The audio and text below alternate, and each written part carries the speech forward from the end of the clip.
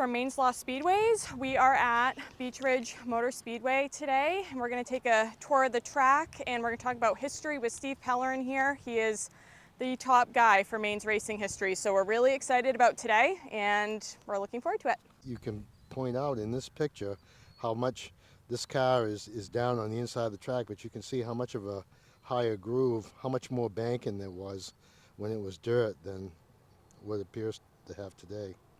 This particular area here, when J.B. McConnell had the track, this wall here was not in place. Matter of fact, the actual wall out front was an earthen berm until about 1970. And then McConnell put up that concrete wall, took out the berm, and what he had from where that light pole is was a row of junk cars, and they were stacked about 3 or 4 high on top of one another to protect the bathroom and this area and that building, and they would extend down to where these tires are now. In later years, when the Cusacks bought the property, they added that wall and the fence for additional protection, and they took out all of the junk cars. The junk cars extended even down past with the area here that is all wide open, and this area behind us where these trees are, this is where J.B. McConnell kept the tanks for the crude oil, the Bunker C, that they used to grade the dirt track. And then he had more junk cars and older vehicles put in front of those tanks. So this, another point is, you know, we'd be 3 or 4 feet higher than we are now. So when cars came over this banking, they launched and went for a ride. And JB left this area kind of rough. It was originally wooded, but there were stumps and small trees, rocks, gullies, things of this nature. So oftentimes cars that went off this banking not only went end over end, but they'd end up down in the pucker brush, for lack of a better word, or the stumps, and have to get pulled out. So it was a rough area. It doesn't look it was nothing then in the 60s and 70s like it is today.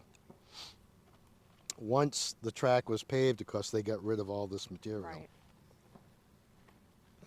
The tires came along with you know, cars coming off the track here oftentimes were at a high rate of speed, and they would supposedly, in theory, bounce off the tractor tires. I don't know if they have any of those at Wiscasset. And they did, They yeah. did, okay.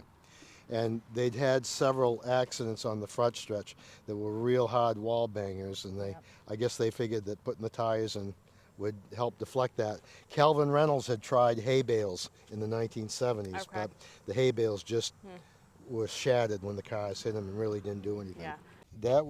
That was from this event. And I know you and I have talked about J.B. McConnell was a big fan of the big cars. Yes. He really enjoyed those. And I think that's the only big picture of the only big car race I've ever seen. Okay. So this was the ad for it, and that's an actual picture of that event. Yep. So kind of about where we are there. Yep. And in 1971, we were at the races, and on this turn right here in this spot, a car lost a fuel tank.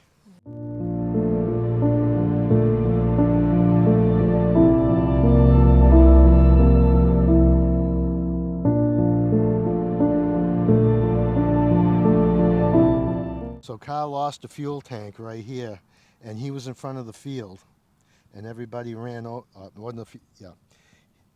He lost a bumper, and as everybody ran over the bumper, it went up underneath the cars and it punctured. They didn't have safety cells back then. They were just like Volkswagen gas tanks, and the entire turn erupted in flames. It went out in just a moment, but.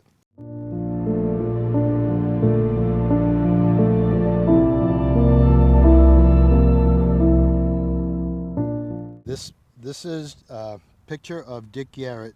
Dick was Maine's first recognized racing champion with Maine State Stock Car Racing Association in 1949. They'd been racing in Maine earlier at Lewiston Fairgrounds, but it was all pretty much loosely sanctioned. Maine State was the first organization, and Dick was the first champion with this front-wheel drive cord, which was owned by J.B. McConnell, and the cords were later outlawed here at Beech Ridge because they had too much power.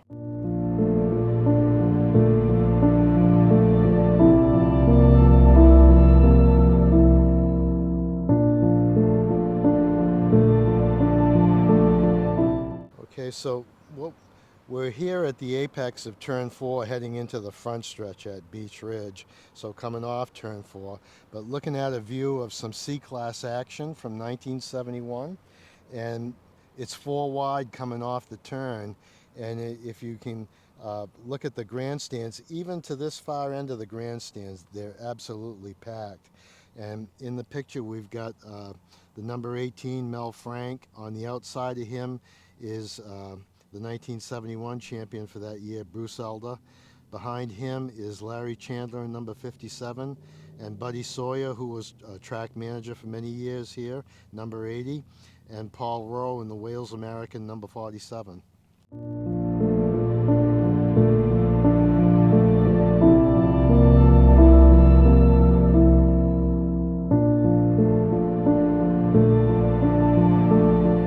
Okay, so what we're looking at here, Brandon's taking a view. We're on the front stretch, headed down towards the start-finish line, and we're looking at a picture of an incident that took place in September of 1971 involving Bob Libby with number 39 and Kenny Bonheimer from Scarborough with number 20. They tangled coming out of 4, ended up in a wall banger here, and you can note in the top picture the opening in the wall right there, which was access to the track at that point, which is where the stairway is now. And the number 20 car ended up near that opening in the wall.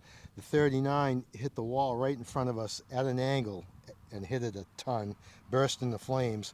But it took a couple moments. What happened, the gas tank shattered and the fuel ran out, and of course with the hot engine eventually we found a spark, and while Bob had exited the car and everybody was waiting for the wreckers, the thing burst into flames.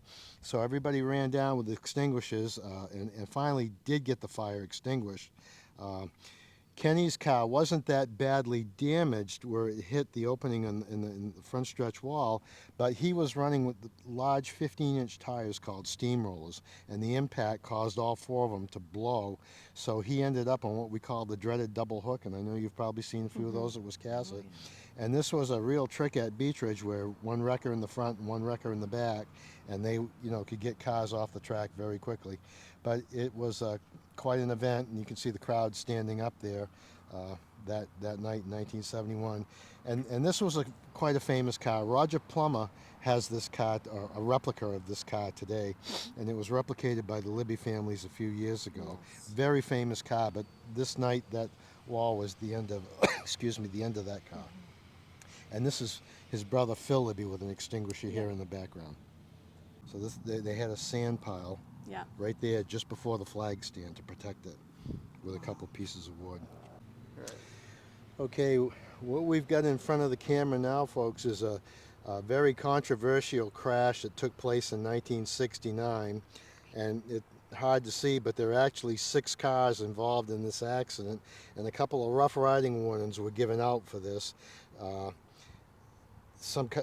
There's 6 cars involved, and 3 were severely damaged. Started out, they were coming off turn 4 and some pushing and shoving, and this was the end result. But in the corner we have Homer Drew in P38, and behind him is Ray Leach in number 21.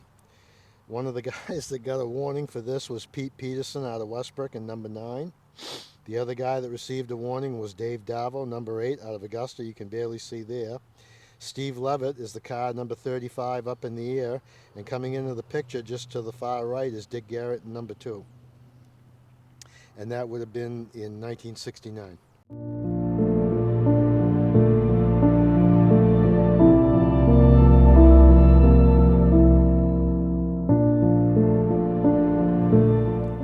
So here we are, we're standing near where the flag stand would have been to the right of these posts on the front stretch. And this is a race from 1969, a C-Class feature. And this happened on the last lap. And as the field roared out of turn 4, the race was being led by number 24, Roger Hanscom, who popped a tire about 300 feet from the finish line. So Roger spun off the track hard and towards the wall, spun out there. The lead instantly went to Bob Tanguay in number 4, and as Bob approached a checkered flag, he blew a tire, and he swerved to the right and ended up in front of this small post and on top of the dirt banking, which was protecting the flag stand, which is immediately to the right in front of this car. And following right behind Bob Tanguay number 4 was Benny Myers and number 35, who took the checkers. So the action involving 3 cars all within the space of a couple of hundred feet, and it left the fans just amazed as to what happened in just the blink of an eye from 1969.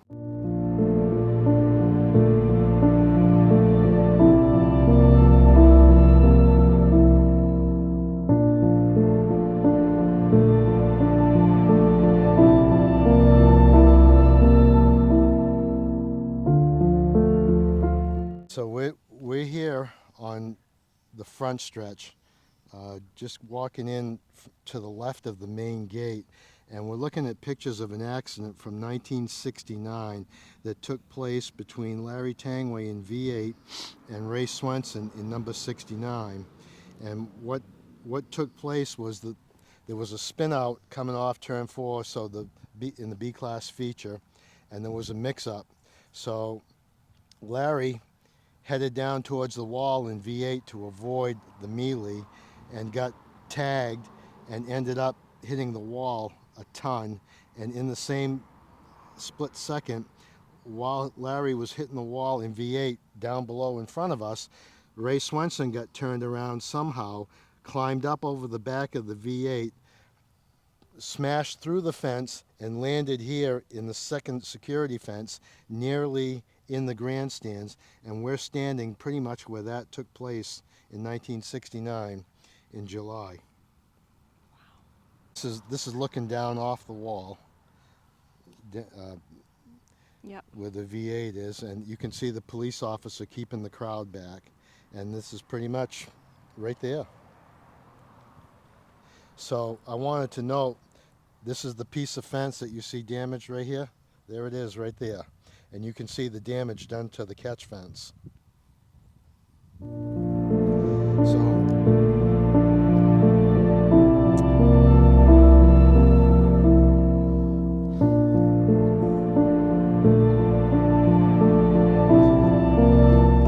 V8 sits in my garage today. I'm sorry. That's all right. So, but it was quite a night, and it was one of the few cars that made it up over the wall like that. V8 wouldn't return until the following year, and Brother Bob drove it, and the 69 was so heavily damaged it never returned. They ended up having to get a dump truck from Butch Prout out of Freeport, came out here, and once they got the V8 removed, they had a wrecker, and 2 wreckers, one on either side of the dump truck, and they pulled the 69 back and got it onto the dump truck, and that's how they got that up. And then they took and repaired they put these pieces of wood up to help secure the fence, and the races went on afterwards. Right. This damage has been since 1969. Right. Yep.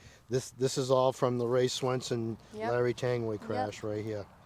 So, you know, the 69 ended up right here. And we can see you just, 4 or 5 feet at best from the crowded grandstands. Amazing. And had it gone just a little more, the tragedy that could have occurred. Right. So.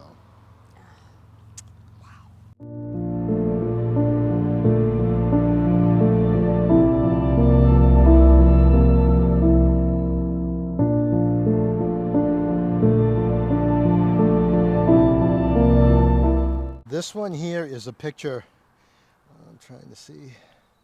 This is a picture of this C-Class feature lineup from 1967.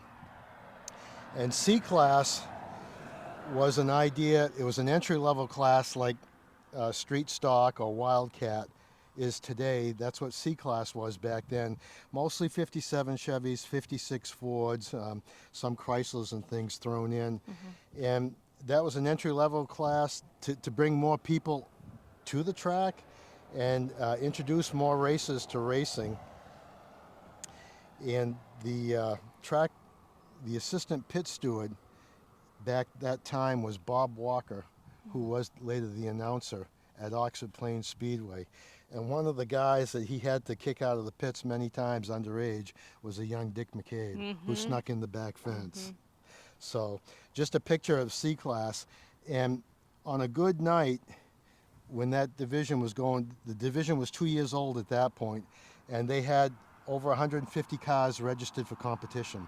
So on a good night, you get 100 cars showing up to race, and that would be probably 40 cars to a heat. So 20 cars would qualify for a feature. They'd start 40 cars, and in that time frame, they used no caution flag. They only used a red flag to stop the race when the track was littered with so many cars they couldn't get around. It wasn't until 1970 that they started using the caution flag for C-Class, and they dropped them down to 32 cars. So I want to give you this one here, the New England Midget Association. The NEMAs. What year was this? Oh, I'm going to say this is probably mid-1980s. Okay. And this is the NEMA, the New England Midget Association. And these guys, they tour all over the Northeast, but it was great seeing them at Beech Ridge, and they were very, very fast. But this is one of the early parade laps, and these guys were so choreographed with these little rockets, they'd come together 4 wide before the feature started, and then they'd split back up into their column of 2s for the green flag, and they were just amazing to watch. And we were here one night in the pits headed in, and a guy bumped into me, and I turned around. It was Kenny Schrader, and Kenny was here visiting for the night, and he was going to drive a friend's midget. Kenny'd never seen the place before, started dead last, and on the 24th lap took the lead. And with less than a lap to go, going into turn 3, blew the engine. Oh But it was gosh. great watching the midgets. It was really something to see. This is more recent, so if you're looking down and in beyond where you can see behind Paige's hand the flag stand and where the flag stand was and stuff. But I think these are the trucks, or trucks are limited.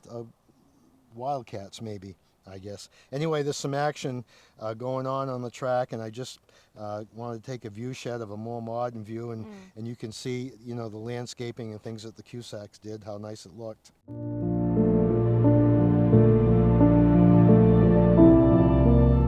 I'm not 100% sure on this, if this is a demolition demo derby or probably a wildcat. Oh, I'm sorry, it's an enduro. Yeah, I was The just gonna say enduros would, my God, probably start 60, 70 cars, or however many they could fit on the track, and it was wide open. They were widely popular. So I'm going to say this is probably in the 90s sometime. Very nice.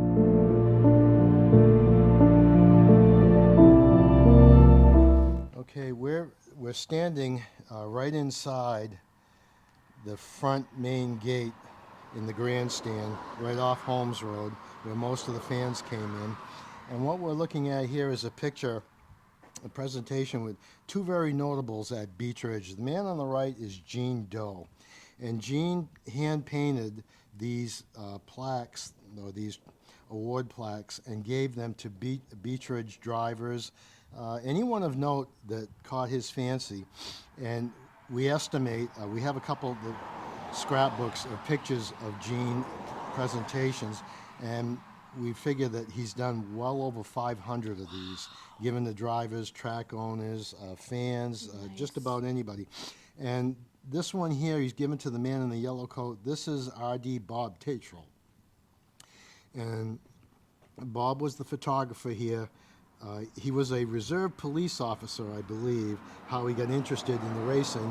And in the mid-60s, he started taking pictures, and in 1968 produced a beautiful program that ran until about 1979 when his photography ended. But the building in behind you that you see, which was later turned into a ticket booth, was the photo booth that he sold pictures at.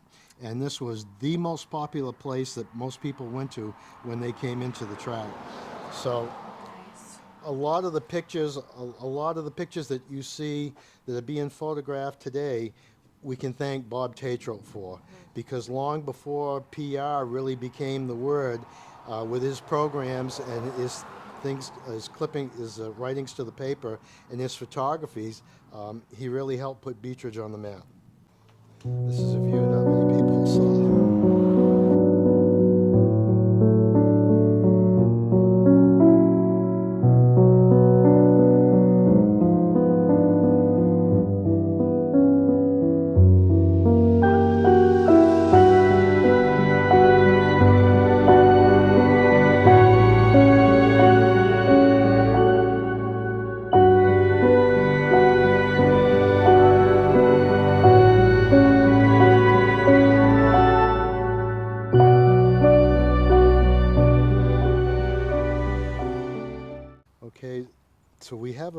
this morning a few, what I believe are the earliest original pictures of Beech Ridge, and the track is still under construction at this point.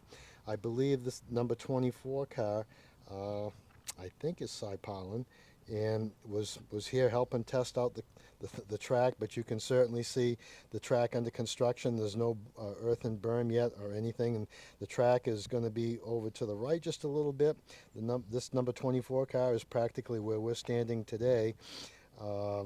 These smaller grandstands, the original ones, went till about 1965, and then they were redone into the present ones that we see today, and you can see that the stands here today are much higher. And then there's another one, probably we're out maybe another 10 feet from where we were. This one here, the track is a little bit more down. We would have been over here previously, but this is looking on the track itself. I do not know who number 30 is. Unfortunately, has happened so often with these old pictures, there's no information on the back. But we're guessing that this is probably early 1949 sometime. Wow. Shortly before opening day. You can see the dust and stuff that's being kicked up. Perfect. So here we've turned 180 degrees, folks, and we're looking towards turn one, the very same view that's in the background of the camera, heading into turn 1 and 2 at the track, and you can see JB's bulldozer doing his work on the turns. Again, 1949.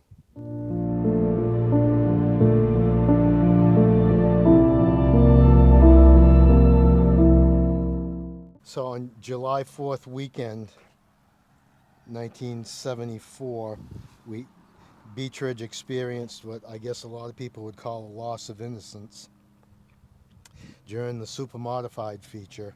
And the super modifieds then were alcohol-breathing sprint cars. The feature was probably halfway through. The cars coming down the front stretch, and there was a car from out of town that was running that night, so he was a little bit back and forth in the grooves, and Homer Drew had gone by him, and the second driver, the son of P-38 builder Bob Bushley Jr., was following Homer in his number 2 car. They bumped tires coming down the front stretch behind us, and they ended up, Bobby went over. When you get sprint car tires together and they bump, as they're turning like that, oftentimes the car to the outside will act like a ping pong ball and it's gone. That's what happened in this case. Bobby's tires hit the other car, the 55 of Butch Walsh, and ended up coming off the track, struck the wall here at this point, and was fatally injured.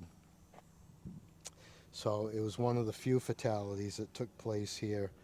I was in the pit area that night, and it was just pandemonium, and they got Bobby out of the car, got him to the ambulance, and rushing around to get the family and stuff, trying to make sense of it all, and then they headed off to Osteopathic Hospital with the ambulance. But Bobby was a great driver, up and coming, and it was just an unfortunate circumstance that happens when you get sprint cars out here on the track. But the only other thing I can say is having got a quick look when they were putting Bobby in the ambulance, that it was pretty obvious he was fatally injured. Yeah, so a sad chapter for Beech Ridge history. So we had the main concession, and they had pretty good food. Then they had popcorn and ice cream. There was a souvenir stand up against this grandstand, which is no longer here. And then, because you have the bathrooms out there. So one thing I point out, and I don't know if you can catch where that small awning is under that part of the grandstand.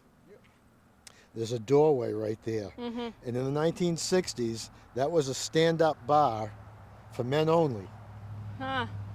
For the track. So at intermission, a huge crowd from the pit area would walk over here, go into that bar, no women allowed. And as kids, we used to stand outside and watch people go in, see if we could get a peek inside. And oftentimes, after people had a few beers, the doors would open, there'd be a fight. Yeah. you know. So I only remember it. It was probably here 68, 69, 70, Okay. and then it was gone a couple years after that, and it was later used for storage. But back in the day, it was a men's only bar room, and a lot of things got settled. Things that didn't get settled on the track oftentimes got settled right there.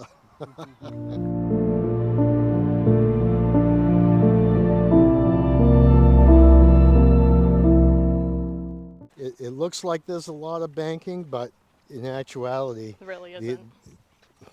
what was here was, you know, imagine yourself 3 or 4 feet higher. Yeah.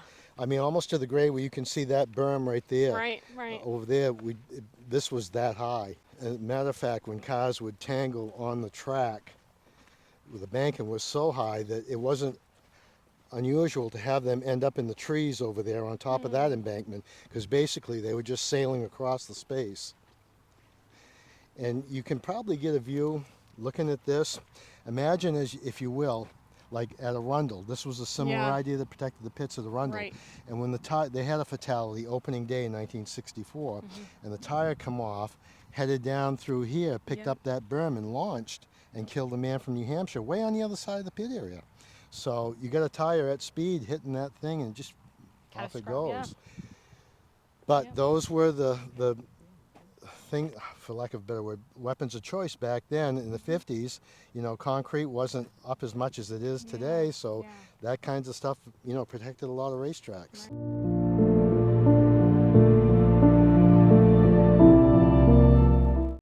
Yep.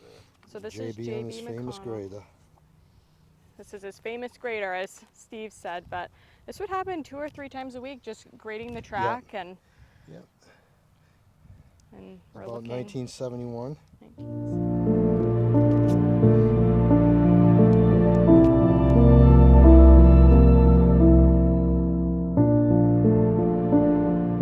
And this is a shot of Dick Wolstenholme and the 1974 Beech Ridge Sprint Car champion, and he's in the the 01 Dick LeGros Sprinter, and Dick won a ton of races in that car. And as seen, we've talked before, but the banking is very noticeable in this picture, as is the groove. You can see this is the groove that they're in. This would be the broken edge that not too many guys went into. But one of the things very typical about these super modifieds at the time is that the left front tire was off the ground most all the way around the track.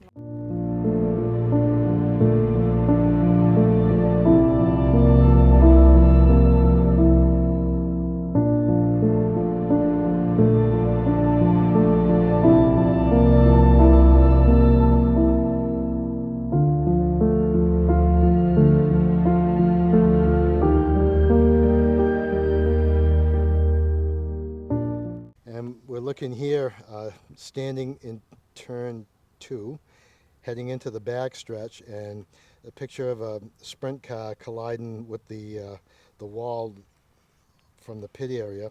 This is Jim Brown in number 92 going by. I don't know the name of this sprint car. He was an out-of-state guy trying the races for the night and got into the loose stuff, and unfortunately, if you're at speed, the loose stuff would bring you right into the concrete, and that's what happened.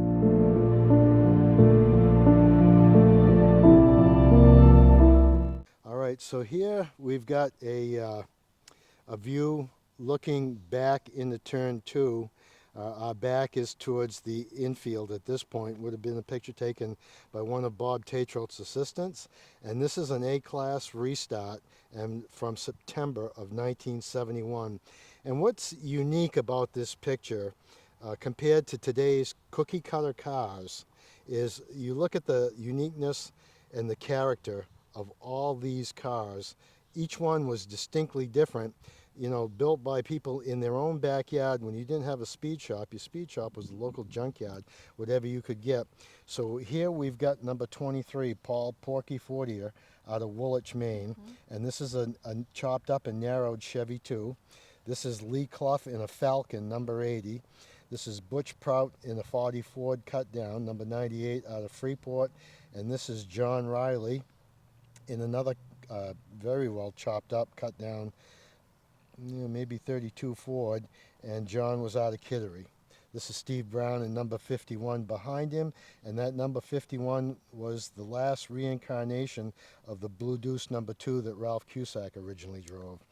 And you can see, looking here, this wall was added on the backstretch in 1971, and the fence today that is in this picture is missing, but at that time people in the pit area were allowed to stand directly on the fence like we did. So I can remember being on that fence and having these cars roar by maybe 3-4 feet away. Wow. And Porky's, wasn't this car by Dairy Queen? Absolutely. Yep. In the ditch over the bank and Thought it across from the was. Dairy Queen for Yep. probably 10-15 Yep. years. Yep.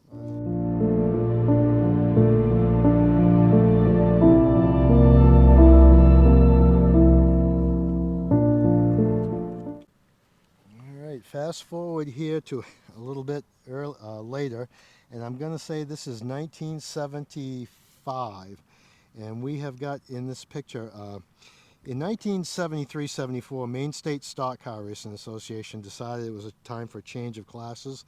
So your traditional A class, which were cut downs, homemade coupes, things of that nature. B class, which was post and pre-war 6-cylinder coupes. The C class, which we spoke of, 57 Chevys. All those classes got shown the door. In 1974, they came out with the '01 Sprint car, the super modified that we just saw at Dick Wallstein. The second class, the B class coupes, were replaced by Chevelles and Camaros called late model Sportsman, and the entry class, C class, eventually became called limited Sportsmans. But here we've got a crack up with a couple of late model Sportsman top point contenders, and on the right is Jimmy McClure. In the middle, in the background, is the old Pure Hell Camaro, which was one of the Leach boys. And on the left is the number 61 with Ralph Cusack in the Mike D'Amico, Roger Hanscom Camaro. So the racing was tough. You had a lot of guys that could win on any given, it was a case of whoever got the break first. And certainly Ralph and Jimmy were hard charges. Jimmy McClure in Elwin Jerry's number 19 Chevelle would recover from this and go on to win the 1975 championship. In 1981, Jimmy would win the modified championship in Sandy McKinnon's M3 Pinto, making him the first driver in modern times to capture a championship in every major class at Beech Ridge Speedway. Arman raced throughout the country, and he was just absolutely fearless. Arman Holley was like Bentley Warren times 10. Yeah. Holy smokes. Yeah. It didn't matter what he was, race anything, and was absolutely fearless. And one of the things about Arman, he could bring this car to this track, and he might not have been a contender at the moment, but it didn't take him too long. Yep. And I got to see him here in that car, and I was very glad. I'd known about the man, I'd heard about him, and the fact that I got to see him here at Beech Ridge was just amazing. This banking right here was put in here to prevent, when this wall was put in 1971, there were several bone-jarring crashes, including one with Dave Davo, right here on the corner of that wall. So when the cars come off the wall at speed and you suddenly get into a mix-up, that wall could be very rude. So they put this bank in here in later years to protect the wall and to prevent so much damage to the cars, and also to protect cars from coming through this area into the pit area. So this here would have been the exit off the track. Yep. It was paved in later years by the Cusacks. And what year did the Cusacks? 1980. Okay. No, I'm sorry, 1981. Ralph became track owner. Yeah. And he gave up driving. Yep. So prior to the Cusacks having this, we could stand on the wall way up to here. This is the entrance where so many of us came in over the years, and oftentimes cars and haulers would sit in the pit area waiting to. In the 70s and 80s, when the enclosed trailers got longer, a lot of them would sit there. But in the 60s, it wasn't uncommon to come into the track and they'd be lined up on this side of pit road waiting to come in. So there was one ticket booth right here, and the main ticket booth for many years was right there. It was a small ticket booth, and it was later enlarged by the Cusack so there could be 2 or 3 windows. When they got the NASCAR affiliation, you know, there was a lot more people coming into the pit area. This area in the pit area, what we're looking at, it's not here any longer, but back in the 60s and 70s, there was an earthen berm here with large granite boulders around it. So, and it was a ramp that you could drive up on because a lot of people, like Butch Prout, brought his race car in a dump truck. So what Butch would do is pull in, back up to the open side of that wall or that earthen berm, and then unload his race car down the bank and drive it to a spot. We had a lot of people that had farm trucks or stake body trucks, and the race car sat on the back. They weren't towed on trailers, so they could always pull past here, back up, and then unload their cars. The issue, and I don't know how it ever happened, but if your car got wrecked, what happened then? Right, right, You know? exactly. But the berm is long gone, but that's where it sat, right there.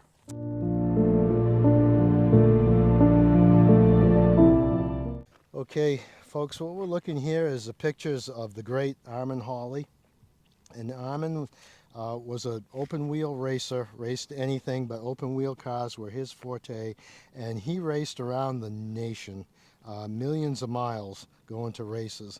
And it was really a treat if you got to see him in action, and how thrilled we were to come in the gate at Beech Ridge Speedway in 1977 or 78 in the fall and see Arman here with this number 3. And what's unique about this super modified, unlike an upright sprint car, this car is built on the same idea as of a Lindblad Midget. So it's a Lindblad. Rolly Lindblad was a iconic chassis builder from New England, and he took the same ideas for a low slung car like they did with the Midgets and made one of a kind super modified with this huge big block and put Arman Holley behind the wheel. And although the car was designed for pavement, they decided to come up here and run. And if I recall, Arman had several top 5s with this car, having never seen this track, and raced a car that's made for asphalt on a bumpy dirt track. So just a testament to his incredible skill that he was here at Beech Ridge with this, and it was a real treat to see.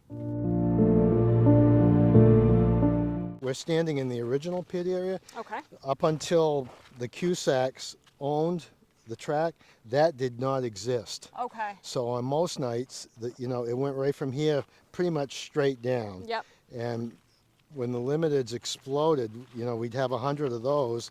That's why they ended up getting the creature feature or the semi-feature. Mm-hmm. They started expanding that, and one long after that, they added Thursday Thunder and stuff, and they'd park a lot of those guys down in that area. Here we are. We have a view of the pit area from the pit tower, and we're looking towards the back of the pit area, and this would be parallel to turn 1. This would be a shot from 1971. So we got number 39, Bob Libby, and we have the 69 of Jimmy McClure. That 69 was a well-known New England car. It was the M2 coach of Leo Cleary, which came from Norwood Arena. And in 1970, Norwood Arena tossed all the modifieds in favor of going with Chevelles Camaros. The Libby brothers went down and bought that car for $1,500, brought it back here, put Jimmy in it. We got Rookie of the Year on us, but changed his mind later on and went to another car.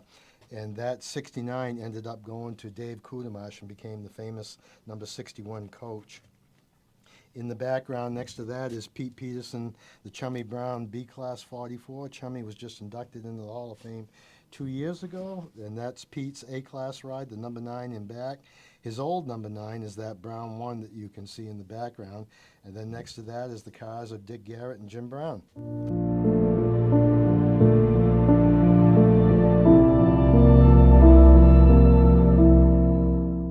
The pit area that you see today isn't quite what it was back in the 70s and 80s. Pads were not there back then, so we'd get quite a few. You'd have a row of drivers right alongside the first aid room, and then the next row of cars would be here, and oftentimes haulers would pull in and nose up to the banking. The third row of cars was in the back, and those are normally C-Class cars up against the back fence. But oftentimes during intermission, guys with race cars would come across here and they'd find an open spot in the embankment and they'd pull up here, drain their oil, and drop the oil in the filter right here on the ground, and then put oil in and go from there. In later years, the Cusacks put pads in and restricted how many vehicles could be in here, and they shored up this banking and put grandstands. This fence that you see in front of you was not here. So we had the ability to be able to stand right on that wall, which was cool until someone caught the third groove with that broken edge, Right. and they'd kick all the crap up through here, which was like little rocks or bullets hitting you in the face, and everybody'd have to jump back. I tried to find a picture, but I couldn't. But that's where everybody used to stand. Once the Cusacks bought the place, they were concerned about safety for the fence, so they put up a secondary fence. And then, because right where we're standing here is where the grandstands were. Right. There's been a lot of controversy and discussions, which I won't go too far into, about people buried at the track, but there's been several people, drivers and fans, who had asked in the years past to have their ashes scattered on the track. As a matter of fact, when I took Dick Garrett's daughter, Linda, out in the car for the first time after it had been restored from 35 years, she scattered her dad's ashes, some on the front stretch and some over in here. The fenced off area that you can see in the foreground is where some of J.B. McConnell's, the builder of the track, some of his ashes are there. And also Wardy Hamilton is nearby, and they're in that area. So it was fenced off for that event, so I guess people can go over there. The idea, as it stands at the moment, with the current property owner, was that if this becomes a FedEx facility, that dirt was going to be scooped up and put into a container and put aside. And then when the new building was constructed here, they were going to meet with the family members and find a place of their choosing, put the dirt back in the ground with a memorial about Beech Ridge and Main State Stock Car racing over it. I wished that I wasn't thinking, but when I heard the track was sold, I wish I'd come over here and gone into what they call the junkyard, because a lot of the old stuff from the track was in there. Old signs, an old ticket booth, things of that nature, but they made sure that stuff got hauled off real quick. When I helped on the pit crew of the Kudamash car, we had that pad right there. Yeah.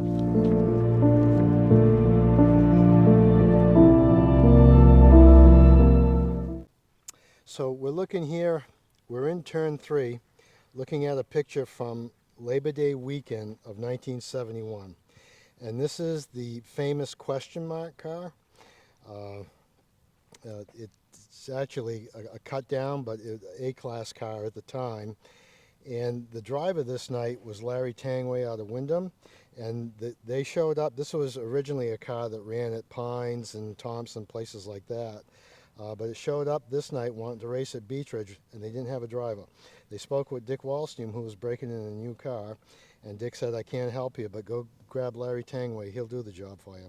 So they put Larry in the car. Larry started last, and this was a well-built machine. And despite having never sat in it before, up to the last lap, Larry moved into third place. And in front of him was the number 2 of Dick Garrett and the number 51 of Steve Brown out of Sanford. And Steve was trying hard to win a feature. And him and Dick were, as was standing in this spot here, were coming together, and they crashed and banged several times and ended up flying off turn 3, which left Larry right behind him in the question mark to slip under the checkers and pick up the win. So it was very cool. Larry just happened to be in the right place at the right time and get the win. And what was really neat, the following race right after that was the B-class feature, and Larry's brother Bobby won the B-class feature, so it gave them a double header.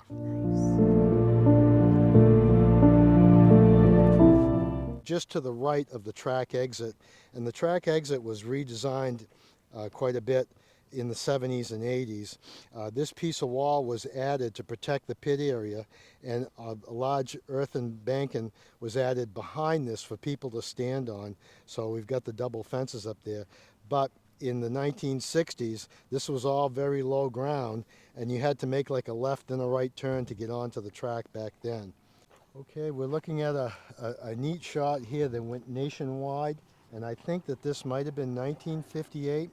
I don't have the name of the driver at the top of my tongue at the moment, but there was a mix-up in the B class, and somehow he ended up straight up and straight down, and his bumper got him stuck in the earth, and that's where the car stayed. I'm not sure how they got it out, but the picture appeared nationwide across the country the next day in newspapers.